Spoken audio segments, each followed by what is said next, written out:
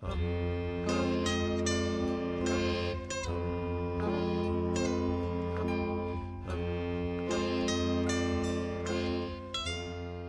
decades, France faithfully supported the apartheid regime in South Africa. In the early 1960s, the apartheid regime banned all opposition to apartheid, imposing harsh sentences on any dissenters, including death sentences and life imprisonment. Around this time, France decided to strengthen its trade relations with South Africa. By the 1970s, French exports to apartheid South Africa, excluding arms sales, increased 3 times in less than a decade, reaching a value of more than 1 billion francs. It was these weapons that were used to suppress opposition. France sold the apartheid regime technologies and licenses to manufacture anti-insurgency fighter aircraft to suppress the ANC guerrilla activities between 1970 and 1975. 48 were exported to South Africa, including helicopters, light armored vehicles, and missiles. The Special NGO Committee on Human Rights in Geneva in 1974 said France accepts to provide virtually any type or amount of arms to South Africa, regardless of the official restrictions usually imposed.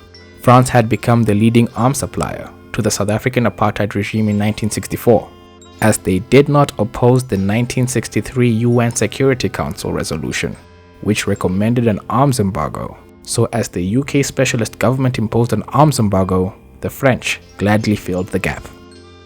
France was the second largest foreign investor and strategic supplier of South Africa's racist regime, behind the United Kingdom, ahead of the United States and West Germany. 85 French companies operated in South Africa. Compagnie Générale d'Électricité and its subsidiaries, predecessors of Alstom and Alcatel, provided electricity or railway materials to South Africa and manufactured television sets in the country under the Thomson brand. Renault and Peugeot sold engines to South African plants. The Wendell family, a shareholder of Usino, now part of ArcelorMittal, sourced its coal in South Africa and sent it to France to power its steel mills. French construction firms built port terminals, hydroelectric dams, and many of Johannesburg's highways. Compagnie Française de Pétrole, which became Total in 1991, had significant interests in South African refineries and partnered with Shell and BP to drill off the Cape Coast.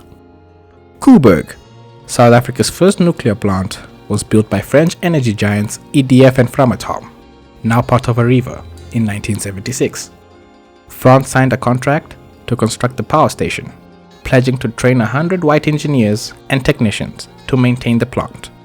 France invested heavily in South Africa because they received reassurances from the apartheid regime that the white economy would provide abundant and inexpensive black labor. As apartheid Prime Minister John Vorster said in 1968, "It is true that black people are working for us.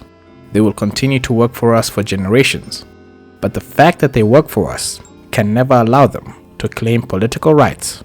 Not now, nor in the future, nor under any circumstances." France understood that South Africa's white economy meant separate labor laws, one for whites and one for Africans, and that native workers were excluded from collective bargaining, which led to violent suppression of black worker strikes. In 1975, a black worker in South Africa's coal mines earned 10 times less than a white worker. In the construction and industrial sectors, a black worker's salary was 5 times lower than a white man's salary. France was heavily invested in all these sectors. In conclusion, the apartheid regime derived its immense power from foreign investment, which in the 1970s controlled 80% of South Africa's industrial capacity, meaning that France was an integral part to South Africa's apartheid regime.